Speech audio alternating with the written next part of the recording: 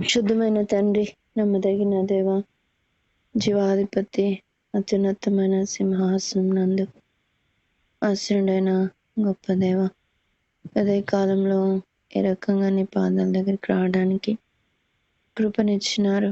అందుని బట్టి నేను స్తుతించి ఆరాధిస్తున్నాను తండ్రి. ఏదైనా V3 గ్రూప్ని బట్టి నేను స్తుతిస్తున్నాను. నన్ను నిలబెట్టినావు దేని కొరకు తెలీదు. నన్ను పరిశుద్ధపరచు, నిలబెట్టకు. ఈ మాటలు కూడా పలకడానికి యోగ్యురాలని కాదు నాయన తండ్రి. నీ ప్రజల క్షేమం కోరిన దేవుడు, రకర తీర్చారని ఆశించిన దేవుడు, ఈ బలమైన కట్టారమైన నన్ను గాని ప్రార్థించవలసిన బిడ్డలు గాని వాడుకోమని మనస్ఫూర్తిగా మమ్మల్ని మీ చేతుల్లోనికి పెట్టుకుంటున్నాం. మా సంసారమైన ప్రార్థనలు, మా స్వీట్ ల్యాండ్ అన్ని నువ్వు దయచేసుకుంటే నాయన మీ చిత్తపు చొప్పున ప్రార్థించడం మాకు నేర్పించండి.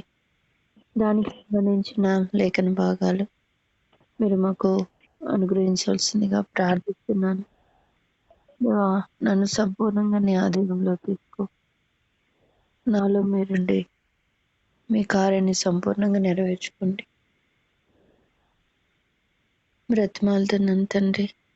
ప్రభా, నీ మాట కాక వేరే ఏ మాట కూడా నేను మాట్లాడకనున్నట్లు నీ కృపను నా ఎడల కుమరించమని బ్రతిమాలుకుంటూ అడిగి ఉంచిన దానికంటే అత్యధికంగా చేయబోతున్నా మా ప్రభుకి కృతజ్ఞతలు చెల్లించుకుంటూ యేసయ్య ఘనమైన నామంలో ప్రార్థిస్తున్నాను తండ్రి. ఆమేన్. మార్గం వంతయు చీకటిమయము స్వర్గనగరికి మార్గం వెతులో. మార్గం వంతయు చీకటిమయము స్వర్గనగరికి మార్గం వెతులో. సదయా నీవే నన్ను పట్టుకొని, సదయా నీవే నన్ను పట్టుకొని సరిగా నడుపుము ప్రేమ పదమున, సరిగా నడుపుము ప్రేమ పదమున. ఆత్మాదీపమును వెలిగించు యేసు ప్రభు, ఆత్మాదీపమును వసించుమునా హృదయమునందు, వసించుమునా హృదయమునందు, వసించుమునా నయనములందు. అన్నియు నిర్వహించుచున్నావు, అన్నియు నిర్వహించుచున్నావు. నన్నును నిర్వహించుము ప్రభువా, నన్నును నిర్వహించుము ప్రభువా. ఆత్మాదీపమును వెలిగించు యేసు ప్రభు, ఆత్మాదీపమును. కలుషాత్ములకై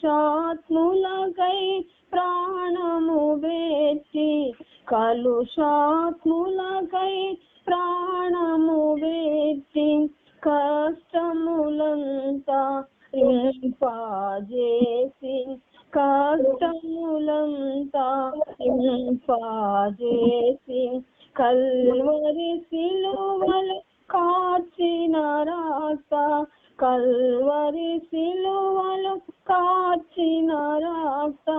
కాలువయందు కరుగుము నన్ను, కాలువయందు కరుగుము నన్ను. ఆత్మాదీపమును వెలిగించు యేసు ప్రభు, ఆత్మాదీపమును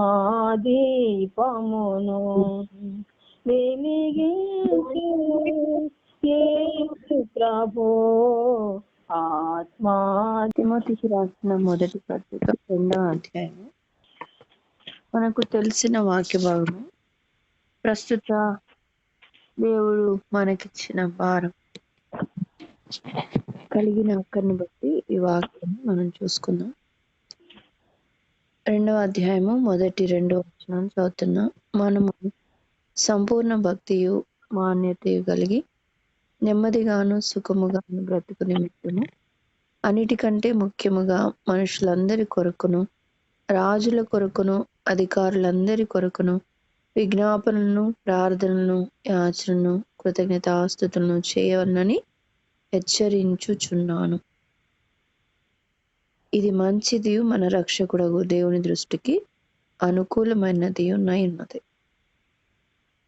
అనేక సార్లు చదువుకున్నాము, ఎక్స్ప్లెయిన్ చేసుకున్నాం, కానీ దీన్ని మరొక కోణంలో మనం చూద్దాం ఈరోజు. ఇది మంచిది, మన రక్షకుడగు దేవుని దృష్టికి అనుకూలమైనది అని చెప్తా ఉన్నాడు. ఆయన చిత్తం ఎలాంటిది అంటే అది ఉత్తమమును అనుకూలము నైనది, పరిశుద్ధము నైనది. అలాంటి ఆయన చిత్తాల్లో ఒకటి అన్నమాట ఇది ప్రార్థన చేయడం అనేది. ఆయన మొదట అంటున్నాడు, మీరు ప్రార్థన చేసేటప్పుడు ఏం చేయాలా? అన్నిటికంటే ముఖ్యంగా అంటే మొదటగా మనుషులందరి కొరకు. ప్రస్తుతం ఉన్న పరిస్థితుల్లో మనం అలా చేస్తున్నామా? మనం ఎన్నోసార్లు చదువుతున్నాం కానీ దాన్ని సరిగా అర్థం చేసుకోలేకపోతున్నాం. జీవితానికి అన్వయించుకోక అలా ప్రార్థించలేకపోతున్నాం. మనుషులందరి కొరకు అంటే నేను ఆ దృష్టి ఒక మన మీద, మన కుటుంబం మీద, మన గ్రూప్ మీద, మన సంఘం మీద, మన రాష్ట్రం మీద ఇంతవరకే మనం పరిమితం కాకూడదు. మన దృష్టి విశాలంగా ఉండాలి. అందుకనే ఎఫెసీయులకు రాసిన పత్రిక 3వ అధ్యాయంలో మనం అందరం ఒక్క తండ్రి బిడ్డలం, ఒక్క కుటుంబమే. కాబట్టి మనం అంతా ఒక్క కుటుంబం అన్నప్పుడు కుటుంబం అంతటి మీద మన దృష్టి నిలపాలి. హృదయము ఆలోచనలు లిమిట్ అనేది విశాలంగా ఉండాలి. ఎప్పుడు చూడండి ఏమాట, కీర్తన 119. ఎప్పుడైతే మన హృదయం విశాలమవుతుందో అప్పుడు మనము ఆయన ఆజ్ఞలను పాటించగలుగుతాం. చూడండి ఆ మాట ఉంటుంది 119:33 వచనం. నా హృదయంను నీవు విశాలపరచినప్పుడు నేను నీ ఆజ్ఞల మార్గమున పరిగెత్తెదను. నా హృదయమును నీవు విశాలపరచినప్పుడు నేను నీ ఆజ్ఞల మార్గమున పరిగెత్తు.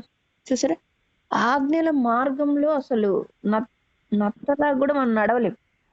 ఎందుకంటే ఒక ఆజ్ఞ పనికి ఇంకొక ఆజ్ఞ మనకు నెరవేర్చుకుంటా స్లోగా పోతామే కానీ పరిగెత్తుకుంటూ వెళ్ళగలవా?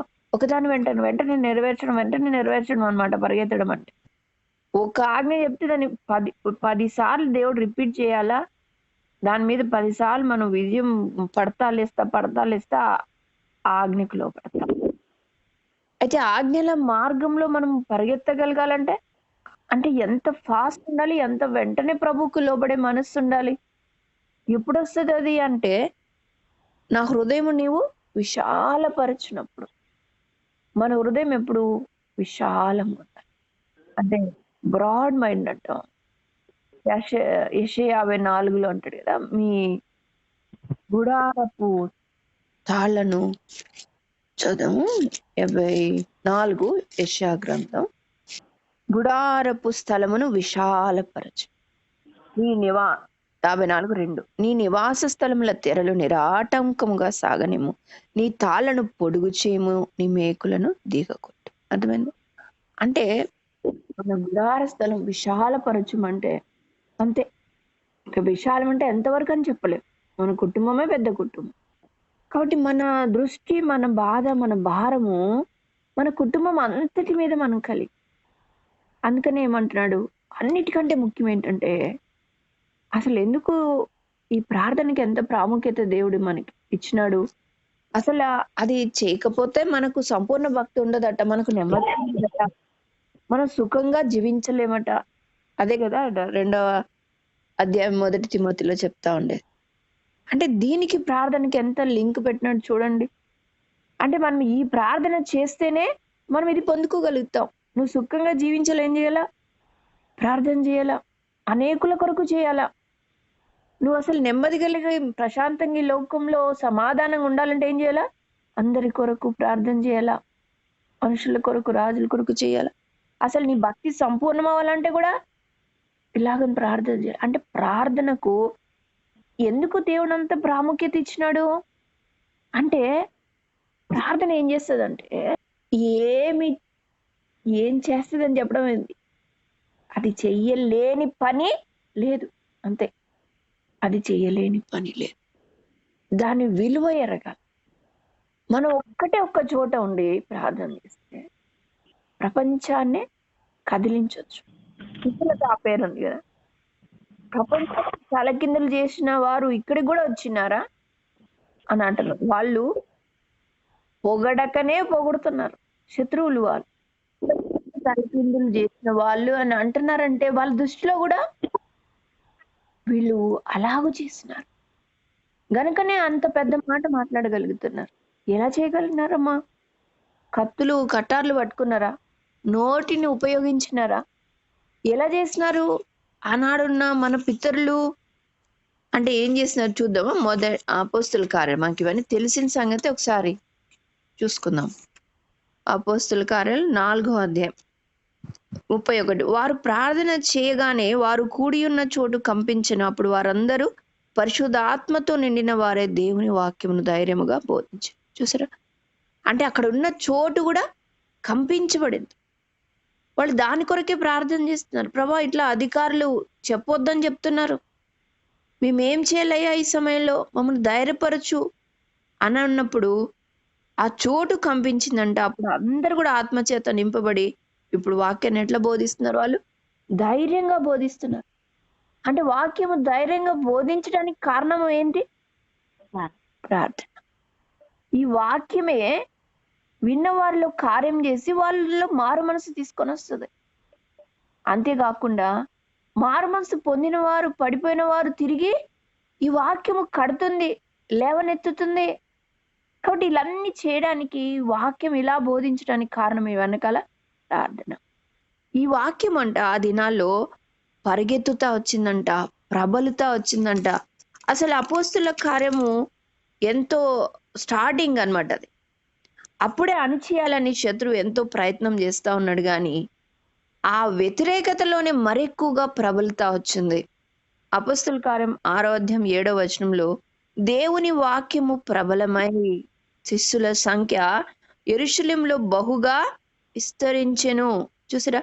ఎంత వ్యతిరేకత ఉందో అంత ప్రబలం అవుతుంది వాక్యం. కారణం ఒకటే, ప్రార్థనే. ఏం చేయట్లే, రికమెండేషన్ పెట్టట్లే, ఇంకేదో ఫలానా మనకు అధికారులు తెలుసండి చెప్పిస్తామండి, లేకపోతే నాకు శక్తి బలము, బుద్ధి బలము, కండ బలం ఉందండి, జ్ఞానం ఉందండి, దానివల్ల వాళ్ళని మార్చుతానండి, వీళ్ళని మారుస్తానండి. ఏమీ చేయలేదు, ఒక్క ప్రార్థన. అందుకే పౌలు కూడా అన్ని సంఘాలు కట్టిన పౌలు విశ్వాసం అడుగుతున్నాడు, నా కోసం ప్రార్థన చేయండి.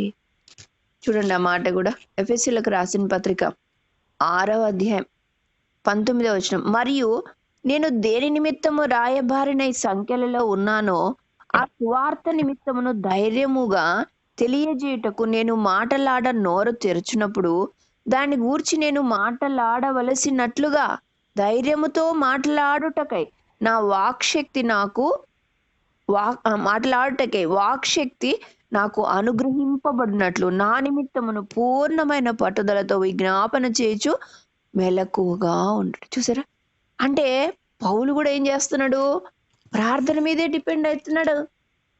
వాక్శక్తితో దేవుని వాక్యాన్ని ధైర్యంగా ప్రకటించాలండి. వెనక ఏం జరగాలి? ప్రార్థనలు జరగాలి. అయితే ఇప్పుడు అట్లా ప్రకటించబడట్లేదంటే ఎవరు కారణం? వాక్యం చెప్తున్న వాళ్ళ, ప్రార్థిస్తున్న వాళ్ళ, ప్రార్థన లేమి అనేది మనకు స్పష్టంగా అర్థమవుతుంది. ఇప్పుడు చూడండి, ప్రార్థన అలా చేస్తే ఏమవుతుంది? వాక్యము ప్రబలమవుతుంది. వాక్యము బోధించేవారు పౌలు లాంటి వాళ్ళు పుట్టుకొస్తారు. అలాంటి వాక్యాన్ని వాక్శక్తితో ధైర్యంగా ప్రకటిస్తారు. అపోస్తల కార్యం 4వ అధ్యాయం చూసినట్లు వారు అక్కడున్న శిష్యులే, వారు పరిశుద్ధాత్మ చేత నింపబడిన వారే దేవుని వాక్యాన్ని ఎట్లా ధైర్యంగా బోధిస్తా ఉన్నారు. దీనికి వెనక బోధించిన తర్వాత ఏమవుతుంది? పేతురు బోధించిన తర్వాత ఏమైంది? 3,000 మంది, తర్వాత 5,000 మంది రక్షించబడతా ఉన్నారు. తర్వాత సరిచేయబడవలసిన వాళ్ళు సరిచేయబడుతున్నారు. కాబట్టి వీటన్నిటి వెనక ప్రార్థన ఉంది. అంతేకాదు, ఇంకొక మాట చూడండి, తెస్సలోనికైలు 2వ తెస్సలోనికైలు పత్రిక 3వ అధ్యాయము 3-4 వచనాలు. అయితే ప్రభువు నమ్మదగిన వాడు, 2 చదువుతాను. మేము మూర్ఖులైన దుష్ట మనుషుల చేతిలో నుండి తప్పింపబడు నిమిత్తమును మా కొరకు ప్రార్థించండి. విశ్వాసం అందరికీ చాలు. ఇది కొంచెం అర్థం చేసుకో. ఏమంటున్నాడు? దుష్ట మనుషుల చేతిలో నుండి మేము తప్పింపబడినట్లు మా కొరకు ఏం చేయాల? మళ్ళీ ప్రార్థనే. అసలు ఎంత గొప్ప ధన్యత మనకి ఇచ్చినాడమ్మా. ఇలాంటి సంగతుల్ని కంట్రోల్ చేయగలిగిన ప్రార్థనా జీవితాన్ని నీకు ఇచ్చినాడు. ప్రార్థించే జ్ఞానం ఇచ్చినాడు, కాన్సన్ట్రేషన్ ఇచ్చినాడు, ప్రార్థించే సంగతులు నీకు నేర్పిస్తున్నాడు, ప్రార్థించే సమయం నీకు ఇచ్చినాడు, ఉపవాస ప్రార్థన అంటే ఇచ్చినాడు, ప్రతిదినం ప్రార్థించే అవకాశం ఇచ్చినాడు, అనేక సంగతులు నీకు తెలియపరుస్తా ఉన్నాడు. పలానా చోట ఇలాగా, పలానా సహోదరు ఇట్లా, పలానా అసలు ప్రార్థన మనవులు నీ దగ్గరకు వస్తున్నాయి అంటే నువ్వు ఎంత ఆశీర్వదించబడినావు తెలుసా? ఆశీర్వాదం అంటే భౌతిక సంగతి మేడలు కట్టలేదే, మిద్దెలు కట్టలేదే, ఆస్తి సంపాదించుకోలేదే, పిల్లలు అది కాలేదే, ఇది కాలేదే. వీటన్నిటికంటే ఉన్నతమైంది ఏంటంటే అనేకులు నీ దగ్గర విజ్ఞాపన చేసేదరు, మనవి చేసేదరు అని చెప్తాడు దేవుడు. అది ఆశీర్వాదం. నీ దగ్గరకు వచ్చి మనవి చేస్తానంటే ఏమని అర్థం? నీకు ఆ గొప్ప ధన్యత నీకు ఇచ్చినాడు, ఆ ఆయుధం నీకు ఇచ్చినాడు. దుఃఖపడాలా? సంతోషించాలా? నీ చేతిలో ఏముంది? ఇప్పుడు వాక్యం ఎలా ప్రబలం అవ్వాలో నీ చేతిలో. వాక్యము బోధించేవారు దుష్టుల మనుషుల చేతి నుంచి తప్పించబడాలంటే నీ చేతిలో. వాక్యం బోధించే వాళ్ళనే కాదు, తోటి విశ్వాసులు ఈ దుష్ట లోకం నుంచి తప్పించబడాలి. ఏముంది? ఏం చేయాలి? ప్రార్థన చేయాలి. అసలు ఎందుకు ఈ మాటలు దేవుడు మన కొరకే తీసుకొని వచ్చినాడు అంటే సూటిగా స్పష్టంగా మనం మాట్లాడుకుందాం. 1 తిమోతి 2వ అధ్యాయం 1, 2, 3 వచనాలు చదివినాం కదా. మనుషులందరి కొరకు, రాజుల కొరకు, అధికారుల కొరకు ప్రార్థన చేయండి అని దేవుడు చెప్తా అన్నాడు. అది ఆయన దృష్టికి మంచిది, అనుకూలమైంది. ఇప్పుడు అవసరత ఉందమ్మా, ఎక్కడో వద్దు, మన దేశం చుట్టూ, మన వాట్సాప్ గ్రూప్లలో కానీ, బయట పేపర్లో కానీ, బయట ఉన్న పరిస్థితి, ఈ మన కుటుంబ సభ్యులే అంటే ఏమనుకుంటున్నారు చెప్పండి మీరు? మా కుటుంబ సభ్యులు అంటే మా కుటుంబ సభ్యులు బాగానే ఉన్నారు కదబ్బా అనుకుంటున్నారు కదా. మన కుటుంబము ఈ 2, 3, 4 కాదు, సార్వత్రిక సంఘమే మన కుటుంబం. మన కుటుంబంలోని వ్యక్తులు ఎంతో హింసలకు గురి అవుతున్నారు. మరి మనం ఊరికే ఉందమా? మన చేతిలో ఎలాంటి ఆయుధం దేవుడు పెట్టినాడు. అందుకే చెప్తున్నాడు, అది ఉపయోగించు, అప్పుడే నీకు సుఖంగా ఉండే జీవితం ఇస్తా. అది అందుకే దేవుడు ఎంత లింక్ పెట్టినాడంటే, అసలు నీ భక్తే సంపూర్ణం కావాలంటే నువ్వు ప్రార్థన చేయాలా. నువ్వు నెమ్మదిగా జీవించాలి లోకంలో అంటే ప్రార్థన చేయాలా. నువ్వు గౌరవం కలిగి ఉండాలంటే ప్రార్థన చేయాలి. ప్రార్థన అవసరం, ఆక్రత ఎంత ఉంది చెప్పండి. ప్రభు అంటాడు, కోతకు పనివారు తక్కువగా ఉన్నారు. ఏం చేయాలి మళ్ళీ ఇప్పుడు? యజమాను వేడుకోండి, ప్రార్థన చేయండి. అన్ని ప్రార్థనే. నేడు ఎలక్షన్స్ రాబోతున్నాయి కదా, వచ్చినాయి. ఏ రాజ్యంలో ఉంది అని చెప్తాను కదా. రోమిలకు రాసిన పత్రిక 13వ అధ్యాయం 1వ వచనం, ప్రతి వాడును పై అధికారులకు లోబడి ఉండవలను, ఏలైనగా దేవుని వల్ల కలిగినది తప్ప మరి ఏ అధికారమునో లేదు. ఉన్న అధికారులు దేవుని వలన నియమింపబడి ఉన్నారు. చూడండి ఎంత దేవుని వలన కలిగినది తప్ప ఏ అధికారమును లేదు. అంతే. దేవుడి మాట అబద్ధం కాదు, ఉన్నదన్నట్టే చెప్తున్నాడు. ఆయన వల్లే కలిగింది అధికారం. మరి ఎందుకు వచ్చింది? మనల్ని బాధించేటువంటి ఈ ప్రభుత్వం ఇంతకాలం ఏలడానికి కారణం ఏంటి? దేవుణ్ణి జయించి వారు వచ్చినారా? దేవుని వలననే కలిగింది. గుర్తుపెట్టుకో. అయితే ఇప్పుడు మనం చేయాల్సిన పని ఏంటి? అయ్యా మమ్మల్ని క్షమించు. మా పాపమును బట్టి, మా సోమరితనమును బట్టి, మా నిర్లక్ష్యమైన జీవితాన్ని బట్టి, మా యొక్క స్వార్థపూరితమైన జీవితం, నేను నా కుటుంబమును ఇలాగ గిర్రిగీసుకొని బతుకుతున్న నా బతుకును బట్టే ఈ దుష్టుల చేతికి మీరు మమ్మల్ని అప్పగించినారు. దయచేసి మమ్మల్ని క్షమించిన ఆయన. గత సంవత్సరాలు ఎంత దారుణమైన హింసలు దేవుని బిడ్డలు. కారణం ఎవరు? నా నిర్లక్ష్య వైఖరి, నా ప్రార్థన లేదు. నువ్వు ఇంతగా ప్రార్థన చేయని చెప్తున్నా, నాకు సుఖం ఉంది కదా, నాకు క్షేమం ఉంది కదా, నేనెందుకు కష్టపడాలని పండుకొని నిద్రపోవడం? నాకు అన్ని సుఖంగా ఉన్నాయి, నా దగ్గర ఏం బాధలు లేదు కదా. అలాగున్న స్వార్థపూరితమైన జీవితం. మనకు డబ్బు ఉంది, మనకు ఆహారం ఉంది, మనకు నిల్వ నీడ ఉంది, అంతే ఆలోచిస్తున్నాం. ఇంకేం మనం ప్రార్థన చేయక. అందుకే చెప్తున్నాడు మనలాంటి సోమవార్ల కొరకే. అందుకేనమ్మా నీకు నెమ్మది లేదు. అందుకేనమ్మా నీ భక్తి సంపూర్ణం అవ్వలేకపోతే, నీకు సమాజంలో గౌరవం లేకపోవడానికి కారణం ఏంటి? మాన్యత లేకపోవడానికి కారణం ఏంటి? నువ్వు సుఖంగా జీవించకపోవడానికి కారణం ఏంటి? అన్ని కలిగి ఉండి కూడా నువ్వు నీ కుటుంబం, నీ నలుగురే చూస్తున్నావు కానీ అనేకుల కొరకే ప్రార్థిస్తున్నావా? కాబట్టి ఇప్పుడైనా సరి చేసుకుందాం. వాళ్ళు చనిపోవడానికి, వాళ్ళు హింసించబడ్డానికి కారణం నువ్వే, నేనే. మనం అనుకుంటున్నాం వాళ్ళేదో తప్పు చేసిన, నువ్వే కదా. నీ ప్రార్థన లోపమే కదా నా ప్రార్థన లోపమే. ఇంకా నన్ను సేఫ్ జోన్లో ఎందుకు పెట్టినాడు తెలుసా? నీకు సేఫ్ పీరియడ్ ఇచ్చినాడు, కృపాకాలం ఇచ్చినాడు. అలాంటి వారిని చూసైనా ఇప్పటికైనా చెల్లించి నువ్వు అది నీ వరకు రాకమునిపే నువ్వు మెలకు అవుతావని, నువ్వు ప్రార్థిస్తావని, నీకు గ్రేస్ పీరియడ్ దొరికింది, కృపాకాలం దొరికింది. ఈ సమయాన్ని నువ్వు నిర్లక్ష్య పెట్టుకుంటే అది నీ వరకు రానే వస్తుంది. ఇప్పుడేం చేయాలా? పరిగెత్తుదమ్మా? ఎక్కడి పరిగెత్తుతావు? దేవుడికి మరుగై పాతాళం పోయిన అక్కడికి కూడా నీకు దేవుడు వస్తాడు.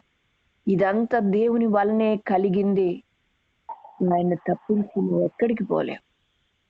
మనం ఒప్పుకొని సరి చేసుకొని క్షమాపణ కొరకు, ఆయన కనికరం కొరకు కనిపెట్టుకోవాలి. ఎప్పుడమ్మా కనికరం పొందుతాం? సామెతలు 28:13 కదా. ఒప్పుకొని అతిక్రమం దాచిపెట్టుకుంటే వర్ధిల్లవు, ఒప్పుకొని విడిచిపెట్టువాడు కనికరం పొందుతాడు. కాబట్టి నువ్వేం చేయాలా? ఒప్పుకోవాలా, విడిచిపెట్టు. ఈ సోమరితనం బతుకును విడిచిపెట్టు, ఈ ప్రార్థన లేమిని విడిచిపెట్టు, ఈ స్వార్థపూరిత జీవితాన్ని వదిలిపెట్టు, ఈ శరీరానుసారమైన ఆశల్ని విడిచిపెట్టు, ఆత్మానుసారంగా జీవించు. అనేకుల కొరకై ప్రయాసపడు. ప్రభు మనకు మాదిరి ఉంచిపోయినాడు. ఆయన ఎలా జీవించినాడో అలాగే జీవించు. అప్పుడు దేవుడు నన్ను కనికరిస్తాడు. మనకు తెలియని సంగతులు ఏం కాదు ఇవి. చూడండి దినవృత్తాంతాలు 7వ అధ్యాయము, 2వ దినవృత్తాంతాలు 7వ అధ్యాయము 14వ వచనం. నా పేరు పెట్టబడిన నా జనులు తమను తాము తగ్గించుకొని ప్రార్థన చేసి నన్ను వెదకి తమ చెడు మార్గములను విడిచినడల ఆకాశం నుండి నేను వారి ప్రార్థనను విని వారి పాపమును క్షమించి వారి దేశమును స్వస్థపరచుదను. మన దేశం అస్వస్థతగా ఉండటానికి కారణం ఏంటి? స్వస్థత అంటే రోగానికి సంబంధించింది కాదు, ఆత్మీయంగా అస్వస్థత గురైంది. కారణం హింసలకు కారణమైంది మన తగ్గింపు లేని జీవితం. చూసారా దేవుడు ఏమన్నాడు? నా పేరు పెట్టిన ప్రజలు. చూడండి, స్టార్టింగ్ లో నా పేరు పెట్టిన ప్రజలు అంటున్నాడు, కిందికి వచ్చేసరికి వారి దేశాన్ని స్వస్థపరుస్తాను అంటున్నాడు. అంటే వారి దేశం అస్వస్థతగా ఉండడానికి కారణం ఏంటంటే నా పేరు పట్టిన నా ప్రజలే లోపమే. నా ప్రజలు తాము హెచ్చించుకుంటున్నారు, తమ కొరకే స్వార్థపూరితంగా జీవిస్తున్నారు. అక్కడ ఇంకేం రాయబడింది? వారు ఒకవేళ నా పేరు పెట్టిన నా ప్రజలు తమను తాము తగ్గించుకొని ప్రార్థన చేసి, చూడండి మళ్ళీ ఇక్కడ ఏమొచ్చింది? దేశం స్వస్థత పొందాలంటే కూడా ఏం చేయాలమ్మా? ప్రార్థన చేయాల. దీనికి ఆరోగ్యం అవసరమా? కాళ్ళు అవసరమా? చేతులు అవసరమా? ఏం అవసరము? తిండి అవసరమా? అవి వయసు అవసరమా? నేను ఇంత ముసలిదాన్ని అక్కడిక్కడికి పోలేను. ప్రార్థనకు అసలు మనల్ని మెంటల్ గా రిటార్డెడ్ గా చేయలేదు దేవుడు. వాళ్ళలాగా చేయలేదు, మనకి అన్ని చక్కగా ఇచ్చినాడు. ఇంత చాలు ప్రార్థన చేయడానికి. చేస్తున్నామా? కృతజ్ఞత కలిగి ఉన్నామా? వాళ్ళతో కంపేర్ చేస్తే వాళ్ళలాగా మనల్ని పెట్టలేదు కదా. మరి ఇంత కాన్షియస్గా ఉండి ఈ కాన్షియస్ని, ఈ ఆరోగ్యంని, ఈ జ్ఞానమును దేని కొరకు ఉపయోగిస్తున్నాము? ఈ బలముని, ఈ యొక్క డబ్బుని దేని కొరకు? అంత ఆలోచించి చేసిన ఏ పని చేసినా మన కొరకే చేస్తున్నాం కదా, మన కొరకే ఉపయోగించుకుంటున్నాం. కానీ కాబట్టి ఎప్పుడైనా మనం మారుతాం. వారు తమను తాము తగ్గించుకొని ఏం చేయాలా? ప్రార్థన చేయాలమ్మా. ప్రార్థన చేసి నన్ను వెదకి తమ చెడు మార్గంలను విడిచినాడు. ఏంటమ్మా చెడు మార్గం? నేనేమి దొంగతనం చేయను, హత్యలు చేయను, వ్యభిచారం చేయను, ఇంకేదో మోసాలు, ఘోరాలు, రాజకీయాలు ఇంకేదో చెయ్యను నేను అనుకుంటున్నావు. ఏది చెడు మార్గమో? అంతరంగంలో నుంచి బయలు వెడలినవే మనిషిని అపవిత్రపరుస్తు. దురాలోచనలు, అసూయ, స్వార్థం, ద్వేషం, ప్రేమ లేకపోవడమే చెడు మార్గం. ఈ చెడు మార్గాలను వీడు. వాళ్ళ గురించి వీరు చెడుగా మాట్లాడడం, చాటుగా మాట్లాడడం, ఎంతో కోపము, అక్కసు పెట్టుకోవడం, వ్యభిచార తలంపులు, జారత్వపు తలంపులు, ప్రవర్తనలు, ఇదంతా చెడు మార్గమే. ఇవన్నీ క్లీన్ అవ్వాలంటే ప్రభు రక్తమే, ఆయన ప్రేమయే. ఈ చెడు మార్గములను విడిస్తే ఆకాశం నుండి నేను వారి ప్రార్థన విని వారి పాపమును క్షమించి వారి దేశమును క్షమిస్తాను. చూడండి, ఇప్పుడు చెప్పండి, మన దేశం స్వస్థపరచబడాలంటే ఎవరి చేతిలో ఉంది? వ్యక్తిగతంగా మనకు మనం సరైపోతే క్లియర్, వే క్లియర్, అంతే. నిజంగా దేవుడు చెప్పినట్లుగా మనం తగ్గించుకొని ప్రార్థన చేసుకుని మన చెడు మార్గం విడిచిపెడితే అంతే చాలమ్మా దేవునికి. ఒకవేళ మనం అవన్నీ చేసి దేవుని దగ్గర ఇంకా ధైర్యంగా అడగొచ్చు, ఇదిగో ప్రవ్వా, నేను నా చెడు మార్గం విడిచిపెట్టినా, నన్ను నేను తగ్గించుకున్న ప్రవ్వా, నీ దగ్గర ప్రార్థన చేస్తున్నా ప్రవ్వా, నువ్వు చెప్పినవి నా దేశాన్ని స్వస్థపరుస్తాను, ఇప్పుడు స్వస్థపరచు, నీ వాగ్దానము నెరవేర్చు. గట్టిగా మాట్లాడతాము. అప్పుడు ఆయన వాగ్దానం పట్టుకొని మాట్లాడతాము. చెడు మార్గం నిజంగా విడిస్తే, అది విడకపోతే ప్రార్థన కూడా రాదు కదా. ఇక్కడ ఎవరి చేతిలో ఉంది దేశం స్వస్థపరచబడాలంటే? ప్రతి ఒక్కరూ నా చేతిలోనే ఉందని మనం ఖచ్చితంగా ఒప్పుకొని తీరాల్సిందే. అప్పుడు నేనేం చేస్తానంటే ఆకాశం నుండి వారి ప్రార్థన విని వారి పాపములు క్షమిస్తాను, వారి దేశం స్వస్థపరుస్తాను. ఇంకేం చేస్తాను? ఊరికే ఆ మాటలు ఈ మాటలు, అమ్మో ఇది ఎట్లాగైపోయిందండి, అక్కడ ఇట్లా అయిపోయి మాటలు ఊరికే చెత్త మాటలు మాట్లాడుకుంది అంటే హృదయంలో వేదన. అయ్యా అయ్యా, చూసినప్పుడంతా విన్నప్పుడంతా అయ్యా నా వల్ల అయ్యా, నా వల్ల ఆ బిడ్డ బలైపోయింది, నా వల్ల తండ్రి ఆ పాస్టర్కి అవమానం వచ్చింది, నా వల్ల తండ్రి ఆ పాస్టర్ వాళ్ళ మీద కొట్టినారయ్యా, అవమానపరిచినారు, ఈడ్చినారయ్యా, నా వల్ల అయ్యా, నేను చెడు మార్గం విడిచినందుకు అక్కడ వాళ్ళకి అవమానం ఏర్పడుతుందయ్యా, నా దేశము అస్వస్థతకు గురైంది అయ్యయ్యా, ఎంతో మంది అన్యులు ఉన్నారయ్యా, మూర్ఖంగా విగ్రహాలను పూజిస్తున్నారయ్యా, కారణం నేనేనయ్యా, నా దుష్టత్వం, నా చెడు మార్గం నేను విడవలేకపోతున్నానయ్యా, అందుకే నా దేశం ఇలాగ అస్వస్థత ఉంది అయ్యా, నా చెడు మార్గం వల్ల నాకే నష్టం అనుకున్నా, నా ఇంటికే నష్టం అనుకున్నా, ఓ తండ్రి నా దేశానికే నష్టం నాయన, వద్దు నాయన, ఈ స్వార్థపూర్తి జీవితం వద్దు, ఈ చెడు మార్గం వద్దు, ఇంతమందికి నష్టం తెచ్చి వద్దు నాయన, నీ మార్గాన్ని నేను అనుసరిస్తా, నా దేశం బాగుపరచు నాయన. నేను బాగుపడితే వాళ్ళంతా బాగుపడతారా? నేను చెడు మార్గం విడిస్తే వాళ్ళంతా బాగుపడతారా నాయన? నీ మాట చొప్పున నా చెడు మార్గం నేను విడిచిపెట్టేస్తా, ఖచ్చితంగా విడిచిపెడతా ప్రభువా. నువ్వు ఖచ్చితంగా స్వస్థపరచాలి ప్రభువా, నువ్వు దేశాన్ని స్వస్థపరచాల, నువ్వు మాట నువ్వు నిలబెట్టు. నేను లోపడతా, నీ వాగ్దానం నువ్వు నెరవేర్చు. ఎంత గొప్ప ధన్యత అండి. ప్రార్థన చేసే ఆధిక్యతే కాదు, దేశాన్ని స్వస్థపరిచే ఆధిక్యత కూడా నీ చేతిలోనే ఉంది, నా చేతిలోనే ఉంది. మనము మన చెడు మార్గం విడిచినలా దేశమే స్వస్థపరచబడుతుంది. ఖచ్చితమైంది, వాస్తవమైంది. ఇందులో ఏ యొక్క అతిశయక్తి లేనే లేదు. అలాగున దేవుణ్ణి దినం ప్రార్థన చేస్తాం. చెడు మార్గాన్ని విడిచిపెట్టుటకు సాతాను కోపాలు, ద్వేషాలు, అసూయలు అన్నీ వద్దయ్యా. దైవికమైన ప్రేమ నాకు ఇవ్వు.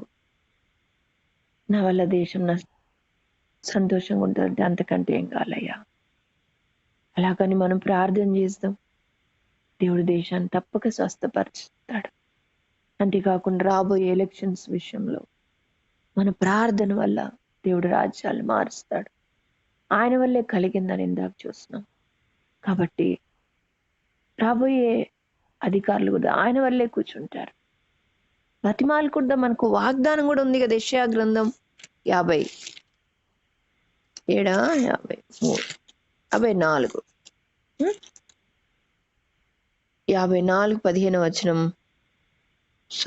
17 నీకు విరోధంగా రూపింపడిన ఏ ఆయుధంను వర్తిల్ల. ఇదిగో నాయన, మనం నిజంగా దేవుని ఆజ్ఞలు పాటిస్తే ధైర్యంగా అడుగుతాం, అయ్యా నీకు విరోధంగా రూపించబడిన ఏ ఆయుధం వర్ధిల్లదన్నావు కదా తండ్రి. మాకు విరోధంగా ఉన్నటువంటి ప్రభుత్వాన్ని కూల్చే, నామరూపాలే లేకుండా చేయి. మొన్న ఎక్కడో చెప్తే విన్నాను, హిట్లర్ అట ఏదో చేసేసేలా అనుకున్నారంట. హిట్లరు తన యొక్క పార్టీ మొత్తం నామరూపాలే లేకుండా, అసలు దాని ఆనవాళ్ళు ఎక్కడ లేకుండా ఊడ్చుకొని పోయింది. అంతే, ప్రభు బిడ్డలకు వ్యతిరేకంగా నిలబడింది ఏది మిగలదు, ఊడ్చుకొని పోతుంది. అలా కావాలంటే మన ప్రార్థనలే గట్టిగా అడుగుదాం. ప్రభువా, మాకు వ్యతిరేకంగా ఉన్న ఆయుధాన్ని నువ్వు కూల్చి దాన్ని వర్ధిల్ల చేయొద్దు. నీ బిడ్డలకు ఎవరు అవసరమో నువ్వు ఎరిగిన దేవుడు, వారిని నిలబెట్టు నాయన. మేము మా పాపాలు క్షమించమని బతిమాలుతున్నాము. మేము నిజంగా ఇప్పటి వరకు మేము తప్పు చేసినాం, క్షమించండి. ఇక ముందు చేయమయ్యా. ఈ ఎలక్షన్ వరకే కాదు, అధికారులు వచ్చిన తర్వాత కూడా మేమంతా ఒక్క కుటుంబమే నాయన. అందరి కొరకు అందరం ప్రయాసపడతాం. స్వార్థపూర్తికి మేము జీవించమయ్యా. వద్దు నాకు ఈ చెడు మార్గం. వాళ్ళ గురించి వీళ్ళ గురించి ఆలోచించడం, శరీర సంబంధమైన సంగతుల గురించి ప్రయాసపడడం, ఇవన్నీ వద్దు నాయన. వద్దు తండ్రి, ఈ హింసలు మాకు వద్దయ్యా అని మనం ప్రార్థన చేసినప్పుడు దేవుడు గొప్ప కార్యం చేస్తాడు. మన దేశం మీద అధికారులే కాదమ్మా, మరి మీకు కొంతమందికి తెలిసి ఉంటుంది, హెబ్రోను కదా, అంటే అక్కడ అన్నదమ్ములు విడిపోయినారు. అన్నదమ్ముల మీద ఇప్పుడు ఎవరు ఉన్నారు? ఎవరు అధికారం చెలాయిస్తున్నారు? శరీరానుసార్లా, ఆత్మానుసార్లా? అన్నదమ్ములు కలుసుకోవాలంటే ఇప్పుడు ఏం కావాలా? ప్రార్థన కావాలా? ఏలుచున్న శత్రువు, ఏలుచున్న శరీరానుసారులు కూల్చబడాలా? అది ప్రార్థన. మా యొక్క విధేయతను బట్టి, మా ప్రార్థన లేమిని బట్టి మమ్మల్ని వారి చేతికి అప్పగించినావు. అధికారం ఇచ్చిన వాడు నువ్వే. ఎట్లా తిరిగి నువ్వే ప్రభువా. అధికారం నుంచి శరీరానుసారాలు తొలగించు. ఆత్మానుసారం అక్కడ నిలబెట్టు. సహోదరుల్ని, ఇరు పక్షాలున్న సహోదరుల్ని సమకూర్చు. ప్రేమతో కలిసి సాగిపోయేటట్లుగా కృప చూపించు. ఆత్మానుసారంగా హెబ్రోను నడిపించబడినట్లు కృప చూపించని మనం ప్రార్థన చేస్తాం. ఇక్కడే కాదు, హెబ్రోన్లే కాదు, ఏ మందిరంలో అయినా కానీ శత్రువు చేతుల్లో ఏ మందిరం, ఏ స్థలం, ఏ ఇల్లు, ఏ గ్రూపు ఉందో దాని నుంచి విడిపించి, మా పాపను బట్టి అట్లా జరిగిందయ్యా అని మనం క్షమాపణ అడిగినప్పుడు దేవుడు సహాయం చేసేవాడుగా ఉన్నాడు. కాబట్టి మన యొక్క ఎక్కడ ఉంటది, సామెతల్లో అనుకుంటా, దేశస్థుల దోషమును బట్టి అధికారులు అనేక మంది అవుతారట. కాబట్టి మా దోషమును బట్టి అధికారులు ఇలా ఉండటానికి కారణం నాయన మమ్మల్ని క్షమించు అని మనం ప్రార్థన చేసినప్పుడు దేవుడు మనల్ని క్షమిస్తాడు. మన తప్పు ఒప్పుకోవడం అనేది ఇంపార్టెంట్, సరి చేసుకొని అలాగ జీవించడం అనేది ఇంపార్టెంట్. కాబట్టి మనల్ని ప్రభు క్షమించి ఆయన దేశాన్ని స్వస్థపరుస్తాడు, సంఘాలను స్వస్థపరుస్తాడు, సార్వత్రిక సంఘాన్ని కూడా స్వస్థపరుస్తాడు. ఒకవేళ మన కుటుంబం గురించి అడిగినా, గ్రూప్ గురించి అడిగినా వీటన్నిటిని కూడా ప్రభు స్వస్థపరుస్తాడు. మరి ఆ రీతిగా మేము ప్రార్థన చేద్దాం. ఈ దినం బలమైన కార్యము దేవుడు మన కుటుంబంలో, మనలో, గ్రూపులో, దేశంలో, ప్రపంచంలోనే చేస్తాడు. విశ్వాసంతో ఆ రీతిగా సాగిపోదాం. దేవుడి మాటలు మన కొరకే దీవించును గాక. Amen. Amen. Amen. Thank you sister. ఒకరు వాకింగ్ కొరకు ప్రేయర్ చేయండి. వాకింగ్ కొరకు ఒక్కరు ప్రేయర్ చేయండి. తర్వాత ప్రేయర్ రిక్వెస్ట్ తీసుకున్నాం. సిస్టర్ ప్రేయర్ చేసినట్టు వాకింగ్ కొరకు. తండ్రి, కృపయు కనికరం గల దేవ, గొప్ప దేవ, మీకు వందనాలు ప్రభువా. అవును ప్రభువా, నా నిర్లక్ష్య స్వభావం నా యొక్క ప్రభువా స్వభావం వల్లనే ప్రభువా నాయన, ఇదిగో నాయన, ఎంతో ప్రభువా నాయన, ఎంతో మంది జనులు నశించిపోతున్నారు ప్రభువా. మిమ్మల్ని ఎరగక ప్రభువా ఎంతో మంది ప్రభువా నశించిపోతున్నారు నాయన. నిజంగా నా పేరు పెట్టబడిన నా జనులు తమను తాము తగ్గించుకొని తమ చెడు మార్గంలో విడిచిన ప్రార్థించినప్పుడు ఆకాశంలో నువ్వు ఆలకిస్తానని అన్నావు ప్రభువా. ఈ దినమున ప్రభువా మేమందరము కలిసి అయ్యా నీ మందగా, నీ గొర్రెలుగా, నీ యొక్క ప్రభువా నీ స్వరక్తమిచ్చి సంపాదించిన సంఘముగా, నీ బిడ్డలముగా మేమందరము నీ సన్నిధిలో ప్రార్థిస్తున్నామయ్యా.